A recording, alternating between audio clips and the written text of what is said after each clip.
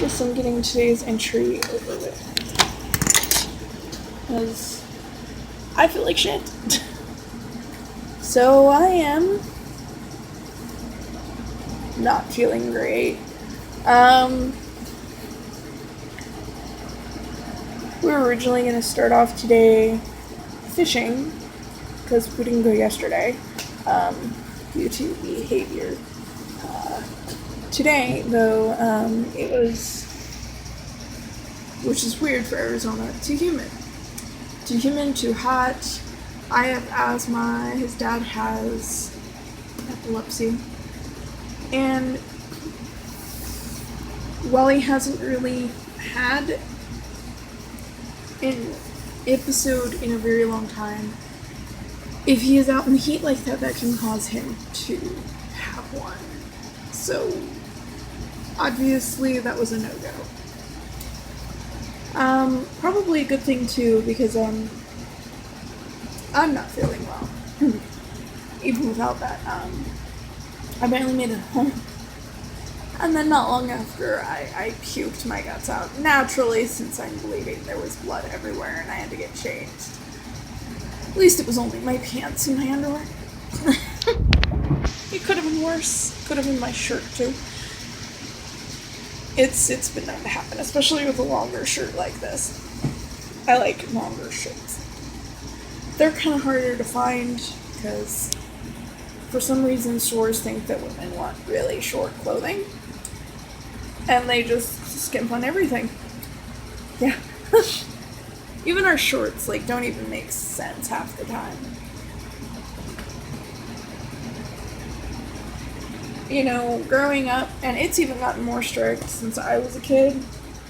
As a kid, for me, it always felt like half the things in the store, or more, actually, I couldn't even wear to school or anything.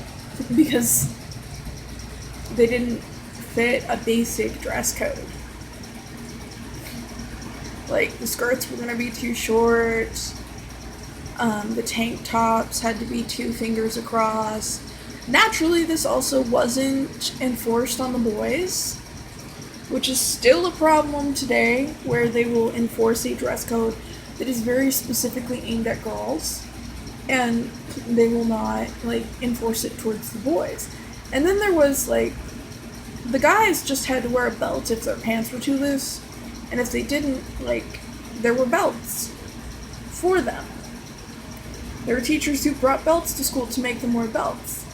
I think it's kind of ridiculous that, there's such an emphasis put on a guy's education, but a girl can be sent home for, this. But a guy can be yeah, just put on a belt. You know? It's like he's getting a free pass and you're getting your education doesn't matter. Because you might possibly distract boys, you're basically teaching them not to control themselves. That's one thing I will always be against. I'm sorry, but this is not healthy for anyone. This isn't even, about the SJW crap where they go on about toxic masculinity or anything like that. This is a real issue where they prioritize one gender's education over another. And then they go on, what women wear matters whenever there's boys. The only time that matters is if a boy is so convinced that he shouldn't be controlling himself and that women are just objects for him to look at. Any self-respecting person who also respects the people around them isn't going to be super distracted by a shoulder or something stupid like that. If she's not walking around naked or, with her butt cheeks hanging out, it don't matter. Because I hate to say this, but if you teach both boys and girls to control themselves, it really doesn't matter. Now, if we want to get into distracting, wear something horribly sparkly. That will be distracting to everyone. I mean, you wear something outrageous, and that's going to be distracting. But, getting on teenage girls for tank tops That's ridiculous. Unless it's like one of those really big wife beaters that like does the side boob and like goes halfway down your body, she's not wearing anything under it, then yeah, maybe that would be a bit questionable. But like most of the stuff that they get on girls for isn't questionable. And sometimes they even some schools will even like selectively enforce it. Like, they won't enforce it on the skinny girls, only the fat girls. You know, I actually had that a lot at my school. There were only certain teachers who would enforce it on everybody. You know, that's what it was like for me growing up. You know, going to school, as far as that part goes. You know, there was a lot of that. And then there was, oh god, there was a lot of everything. I mean, there was a boy whose pants were so loose. They fell down. Okay? Nobody gave two shits that I saw something I shouldn't have. I turned away, covered my eyes. I was horrified. There was a reason they called me Virgin Ears. You know, I was that kid. I was the goody two shoes. And, yeah, they called me Virgin Ears and a bunch of other things. Oh, there were some boys that called me frigid, too, because I wasn't giving it out. So, you know, you can't win, because I was friends with girls who were being called slut and whore. If you give it out, they'll call you a slut, they'll call you a whore. If you don't give it out, they'll call you frigid and cold, and you'll get various accusations of your sexuality. Yeah. They will, you know, people are shit. I also got made fun of because my grandmother would not let me shave. And in high school, this is a bigger deal than it is in adult life. Because this is like a stigma. You know, I couldn't like wear shorts to school. Ooh. Yes, dear, I need to shave right now. You're fine. What do you mean I'm fine? You always say that. Do you like the fuzzies? At least it's got beautiful ones. Because right now I think it's shaved. I was gonna shave this morning, but my hip kept on popping out. They're still tissable. No, but it got especially bad. It wasn't even just my legs. You know how your underarms get really stinky if you don't shave them? I was walking around with like long ass hair under my arms because my grandmother made this rule that I wasn't allowed to shave them. There was a point I got so desperate I took scissors to the hair under my arms. It was that bad. Like, I was never allowed to shave. There was a point I jacked my grandfather's razor and did it anyway. And then I had to hide the fact that I'd shaved. From, like, everyone. Because, and yeah, it was horrible. And my grandfather, of course, knew, because he was like, what is this? You know, I was getting made fun of so intensely at school that it was just so unbearable. And my grandmother would turn around and tell me that, you know, me liking, like, I went through some weird phases, like the multicolored glasses. I had, like, these rainbow spotted glasses. They're hideous, but I thought they were gorgeous.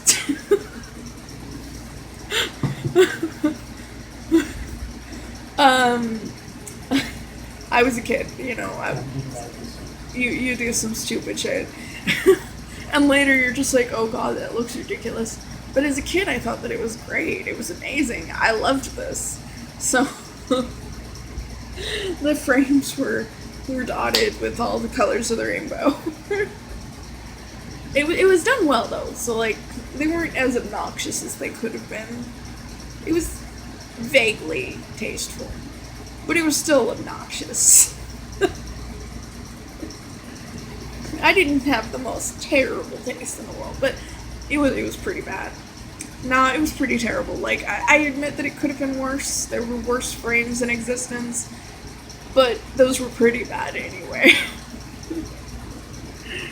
There was actually a more brightly colored pair I could have ended up with. Thank goodness I had enough sense to find that those were probably even more obnoxious than the ones I was picking. Because those actually were obnoxious to me. These were kind of like pasteled in. Like, yeah, so like, the frames are kind of clear-ish, with like all these different colors in there. And those would be like more solid. Yeah. It was still kind of obnoxious. And I still think it looks ridiculous. But I have to like think back and be like, thank goodness I didn't get like the brighter colors. Like the brighter pair. That would have just been horrible.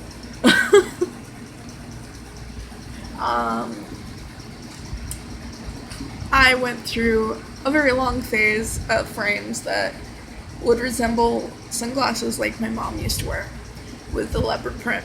My mom loved leopard print. So like the synthetic leopard prints were a thing. Like my mom used to wear the synthetic leopard prints. It was her thing, so I would usually gravitate towards that a lot. I think I still do sometimes, just because it will always remind me of my mom. So like the sunglasses that Rowan kind of took off with after.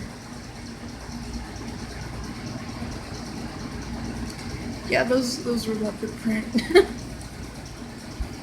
I've had some yeah. I mean, my style is more like a solid black. You know, maybe some silver trim. I don't really go for like the leopard print so much, but if I do, it's because it reminds me of my mom. You're never too old for that. I find that no matter how old I get, I'll never be too old for that.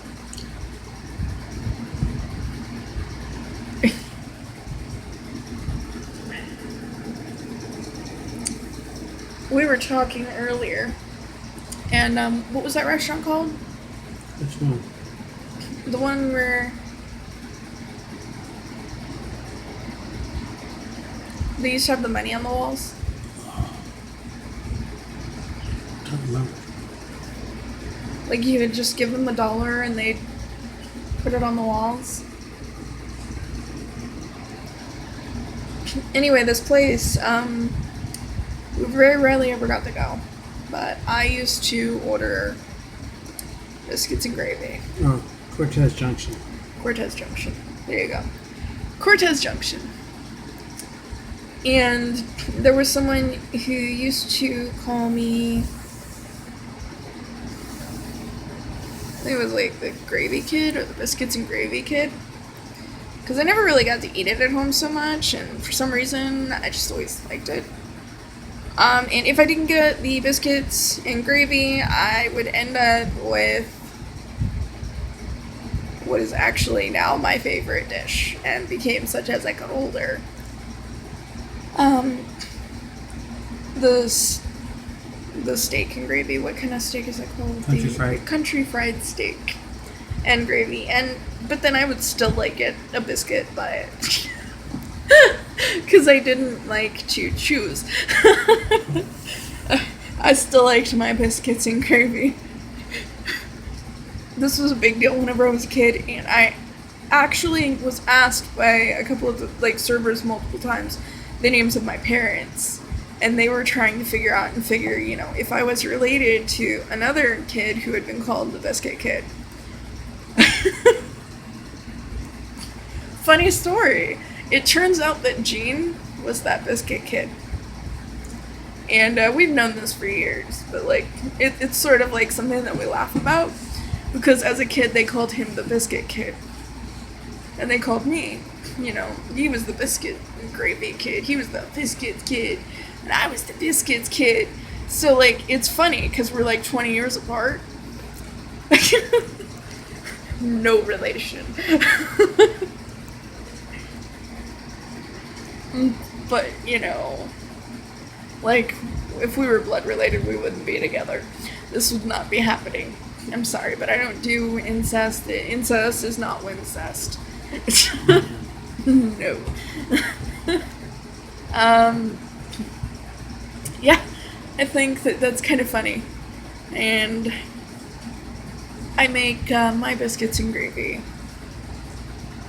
from time to time. Here we actually have like some sausage, you know, kind of like that we keep like a stock of in the freezer, just so I can defrost it and make biscuits and gravy.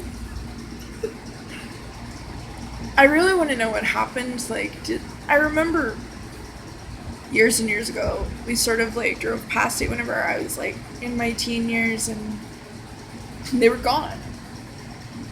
And sometimes I just wonder, like, what happened to it? Did they just shut down? Did they, like, move? That place was, like, really old, and it was one of those places that whenever you go up there, you'd go. You know? It was the go-to. And there was a lot of novelty in it, in that you would, everyone who showed up, you would, you could put a dollar on the wall, and you would put your name on that dollar, and there was so much history. So many generations of people participated in that, and I don't know, it just kind of has always bugged me that they got shut down. I don't know if they got shut down, or they shut down. I know that at one point there was a fire, and they had to redo the dollars on the wall.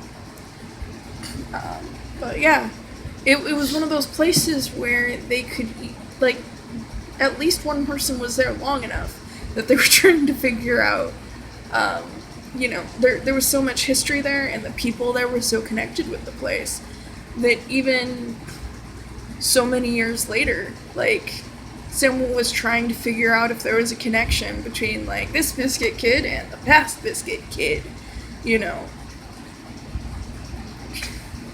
And it was just,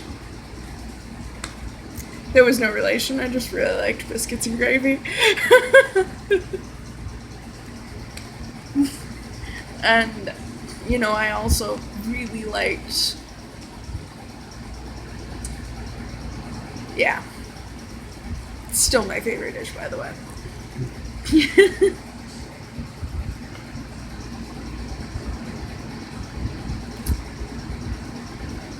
Yeah. The funny thing is, if you ask my grandfather that, he would say spaghetti, probably. Or eggplant, or something like that. No.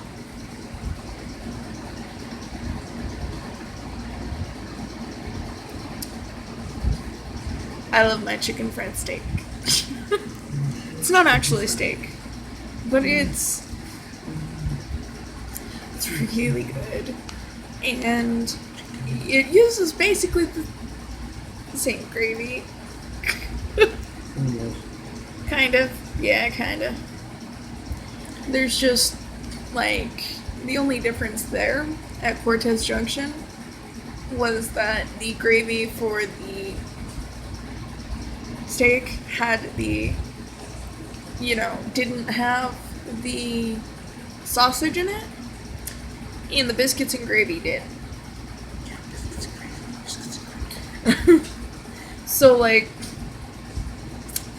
it would come with a biscuit, and then I would ask for the gravy, for biscuits and gravy on the side, and then I would just, like, I was gonna find a way to have both. Even if I couldn't eat it all. I was gonna find a way to have, like, a little bit of both. I was that kid, I knew what I liked. Which was a lot better than the days that I couldn't figure out what I wanted. I don't know. Every kid goes, what? I know that. You're distracting. You're just... What? I'm bleeding right now. I like biscuits and gravy. Yeah, that's not what that gesture meant. That's not what that motion meant. I love you. Yeah.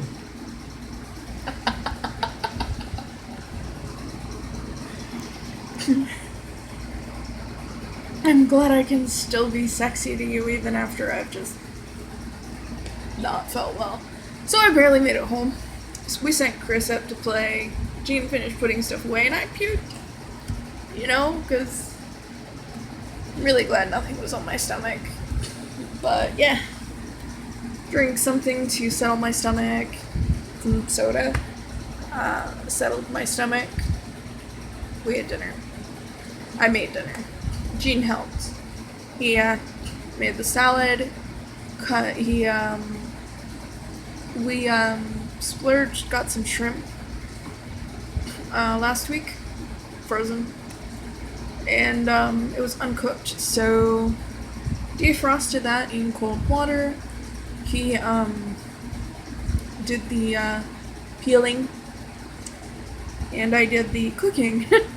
I basically what it amounted to was sauteed shrimp in a buttery garlic mushroom sauce. Yummy, yummy, yummy. I used portobello mushrooms because they have them at for a decent price up at the 99-cent store. So we just got 2 of the small packages. And we were up there today, so Who's going to fight? getting the rest of what we need to get through. That's what we kind of do. Like every 2 weeks, we'll go to Walmart or something, and then the week between, we'll go to the 99-cent store. And most of our fresh produce usually comes from them because they're cheaper, and I mean, it does depend on whether or not it's good or not. Sometimes, like today I was like, does anyone here even have the experience to know that this mushroom is rotting in on itself? Because that's what that is. It was like being eaten by, I don't know, some kind of bacteria or something. And I was just like, I'm not touching anything near this. It was in a package, a sealed package, so we're good. But I was still not touching anything near it. Because, yeah. I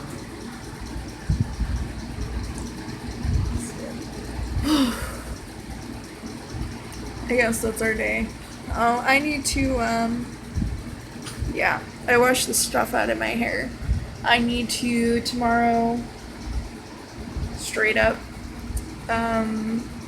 do another regime of that. Wash it, put more conditioner in it to leave it, cause, you know, go big or go home. Hey honey, with all the stuff in it, darkening it, it actually kind of looks a little more red, doesn't it? Mm-hmm. Actually, it looks a lot more red than it does with the stuff in it. There's a leave-in conditioner that I need to get more of, because that's the one that I use whenever I'm not doing like straight up treatments on my hair. That's like, oh, so many of my hairs are so uneven.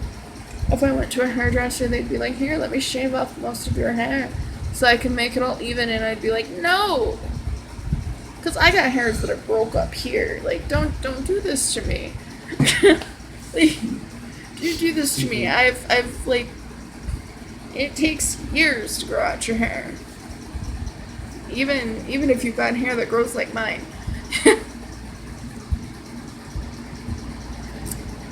And, like, this can't be helped. The only way that they could possibly help it is if they figured out how to stop my body from attacking itself. Hashimoto sucks.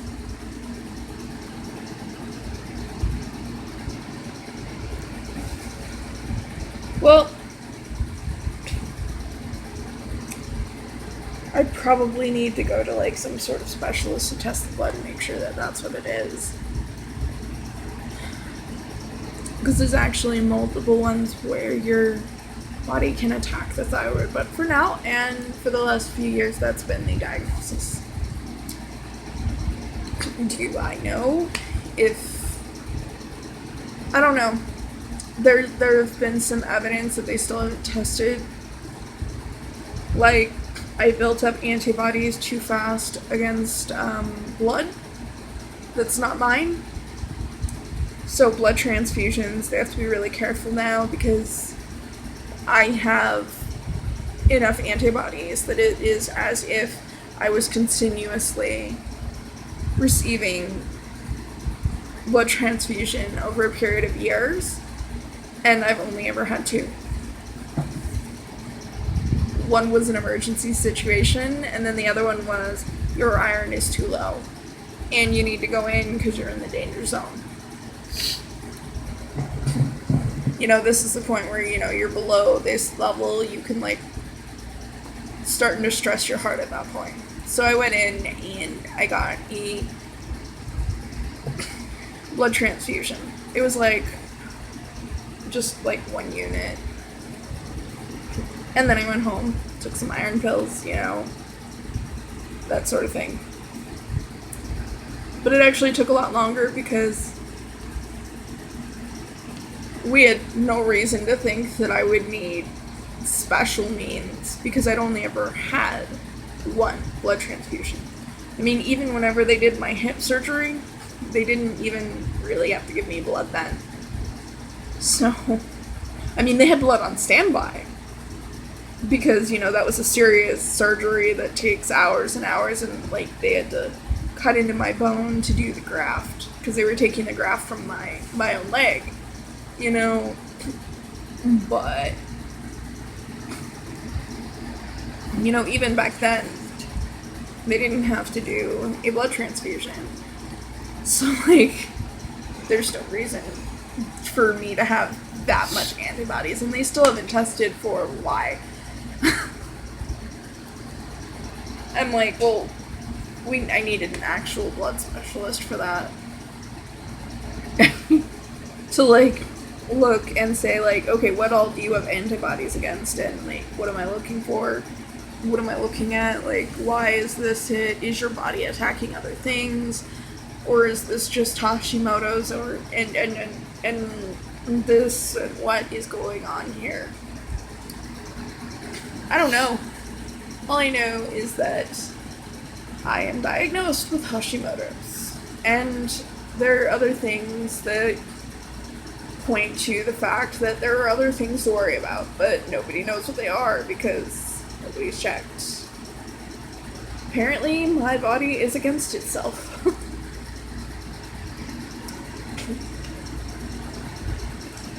There's been a few times that somebody's acted like they're going to check, but it's like that time that they sent me to the thyroid specialist who tried to treat it like I have hypo or hyperthyroidism, which is not the case. And you cannot treat Hashimoto's and what it does to your thyroid like that. Otherwise, you are just being an ass. It doesn't make it better.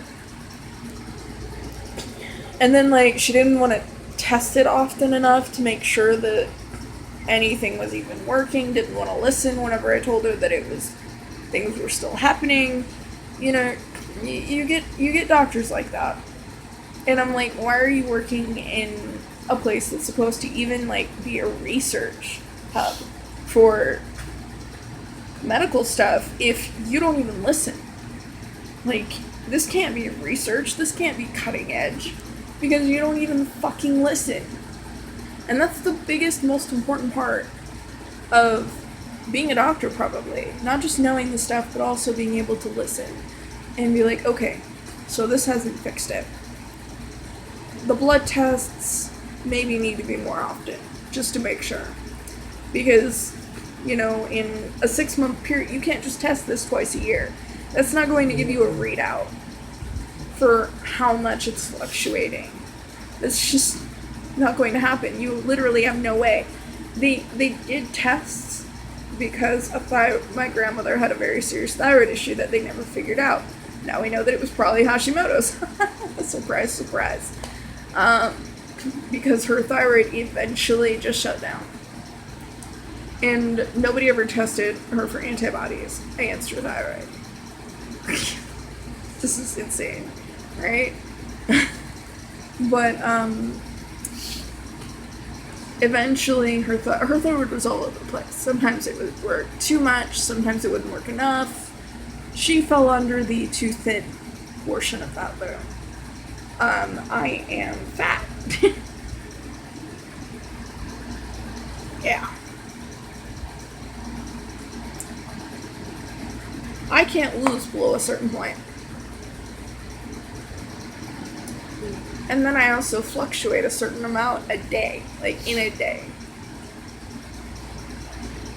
I don't even know what I am right now because Munchkin broke our scale. It was an accident. But yeah, he broke the scale. But I was keeping track of it before. And when we, find another scale that is okay in price range, we'll have to replace that.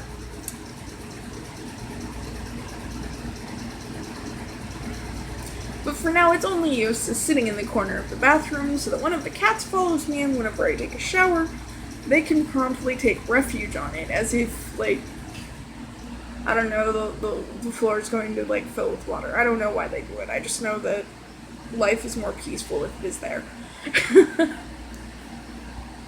So whenever we get a new one, that'll have to go, obviously. And yeah.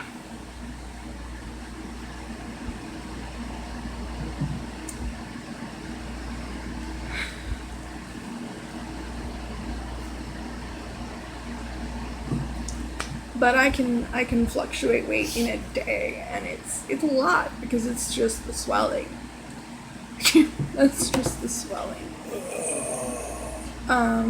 It can be as low as 5 pounds, as high as 30. I'm going upstairs. Usually it's somewhere between 10 and 20. But there have been days that it's as low as 5 and days that it's been as high as 30 pounds. Yeah. And that's just weighing from morning till night. There is a point, whenever it gets really bad, I'll weigh 3 times a day just to keep track of it. If possible. If I'm if I'm at home. If not, obviously I'll weigh whenever I get up and before I go to bed. But that's what I see. That's what we see. That's what's. I deal with an insane amount of crap.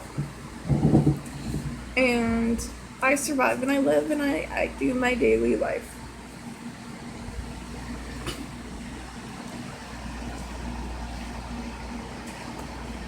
I don't know what else you can say.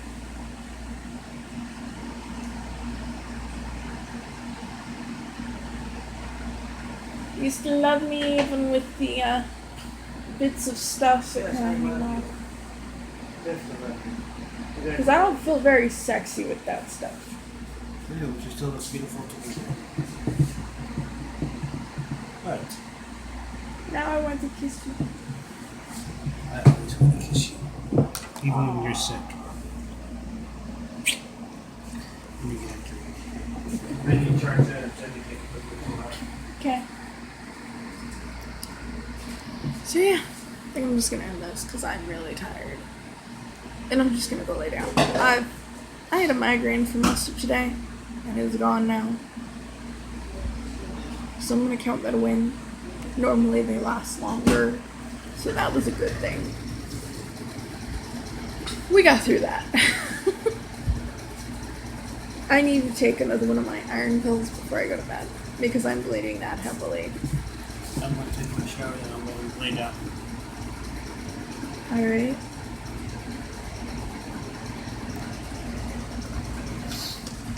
You know, honey, What? you just get more beautiful whenever I put on my glasses.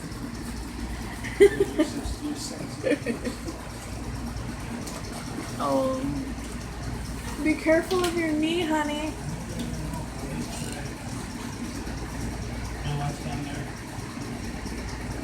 What'd you leave? What'd you forget? My watch. I don't know if I took it up. Yeah, it's fine. They came out with a new tick watch. If you have it set right, it lasts 30 days. The other days, if you do it another way, it's like 2.5 days compared to one. This is fine. It's not broken. It works. But if I ever get that watch, it's going to go to you. I know, honey, I know. So yeah, I don't know what to say. I feel like shit, and at least I know I'm not gonna be puking up anymore. Oh well, yeah, we splurged, got shrimp. I made the shrimp dish that I talked about, and then we had salad, and I made biscuits. So we had salad, some homemade biscuits, and Jean made the salad. I actually froze the biscuits after the last time I made them, so I didn't have to sit there and make them. So I cheated. They actually come out pretty well. I changed the ratio for the ingredients, and I don't think I'm gonna have to do the buttermilk thing, or even change the flavor, because when she spread some butter on there, or some margarine, it's actually a very good biscuit. Despite its simplicity, it's actually very good. And it's nice and flaky. It's not too dry. It's actually fairly moist despite its flakiness. So, it's actually really good. I mean, I could make it better, but for a simple biscuit that is just for a quick thing that we've done, that's really good. Now, if I want to get fancy or just make it taste better, I can. And I even have some ideas on how to do that. The buttermilk thing being one of them. That's one of the things I plan on experimenting with. But now I know that I don't need to. I just have to change the ratio just a little bit. It turns out that the heavy whipping cream doesn't exactly conduct flavor very well. So cutting that down and making it 1 1/3 instead of 1 1/2 to the 2 cups of self-raising flour actually makes it better. Yeah, you got a little bit of some dry stuff at the bottom whenever you're done, but it actually works pretty well, and they actually taste better that way. I was thinking adding a little bit of salt to it might even help. Not a lot. Maybe a little bit of salt. I'm thinking of different ways to improve it. But,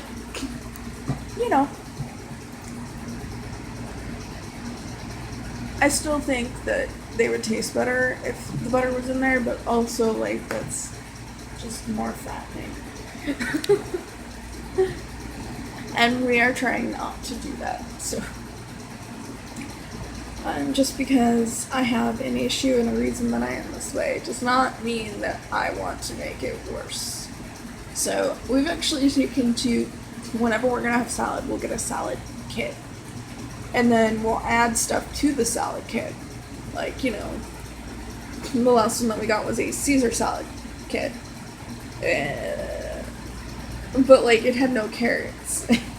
There were no carrots. No mushrooms, none of the really good stuff that you like to have in a salad. So I also picked up a bag of shredded carrots. So I was like, I'm not standing there and doing this. I don't feel good. So I grabbed that. And, we added a little bit of olives, not too much, because too much of the sodium isn't good for you. So we added a little bit of the olives, some mushrooms, added a little bit more cheese, just because it didn't come with a lot.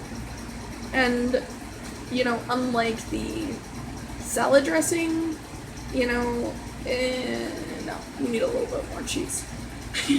So we got some old like packets of Parmesan cheese, and we like put a couple more of those in there. And then before I'd put all this in the bowl, I put about a tablespoon of lemon juice.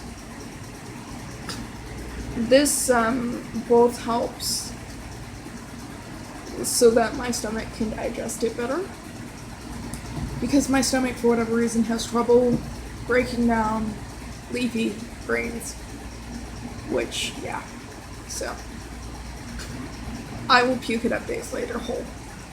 Like, whatever it was like whenever I swallowed it, that's the piece that is going to come up. Like, it doesn't even affect it at all. Sometimes it's just insane, so there's a lot of stuff I do to help my stomach with that. That in of itself doesn't work entirely, but it helps. So it also helps to stretch the salad dressing, because that's the one thing we didn't add. We only used the salad dressing from the kit. So even though our salad was quite a bit bigger, everything was only very thinly coated. So it was actually pretty good, using a little bit of lemon juice to stretch it. I liked it. Jean liked it. Chris liked it. We were good. Probably put a little bit too much carrots in though, which from a nutritional standpoint isn't really bad, but I mean, like, the balance in the salad was affected. I know as a kid I liked my salads with a lot of dressing, and as an adult I kind of prefer it with either like non-negligent dressing or like not taste change. I didn't add any onions though, because Jean is not keen on onions.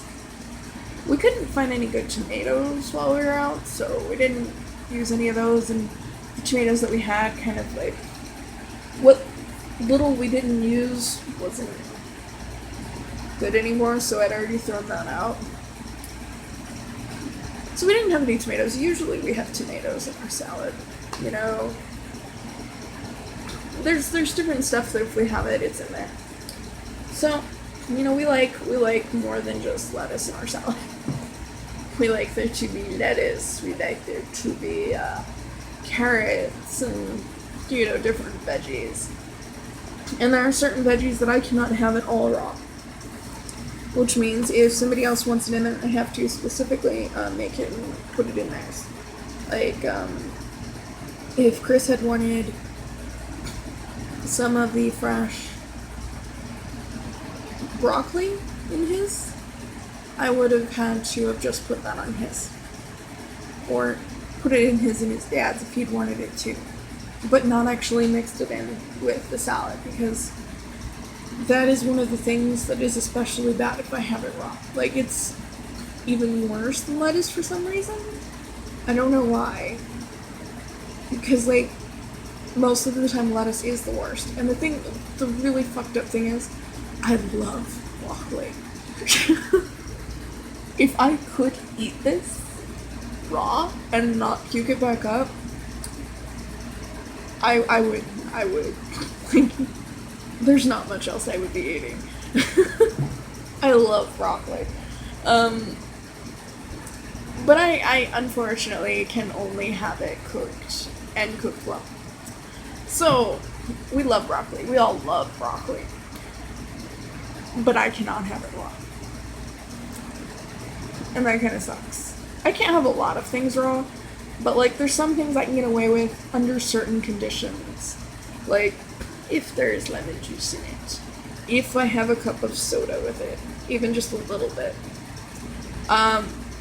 If, you know, there's certain things I have to do things to help so that it will be broken down enough for me to digest it. But then, like, that, there's nothing I can do to help that if I eat raw broccoli. And that is sad, because I love broccoli. And that's just although, I will say this, being lactose intolerant, there's one good thing about it. You get backed up. drink milk. I don't recommend doing it.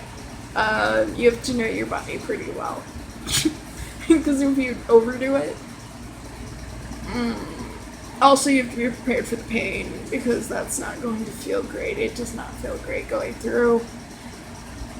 But it solves the problem without an enema, and I'm good with that. And since I have to have a diet high in iron, and times like these, I also have to be taking iron pills, otherwise I will end up in the hospital.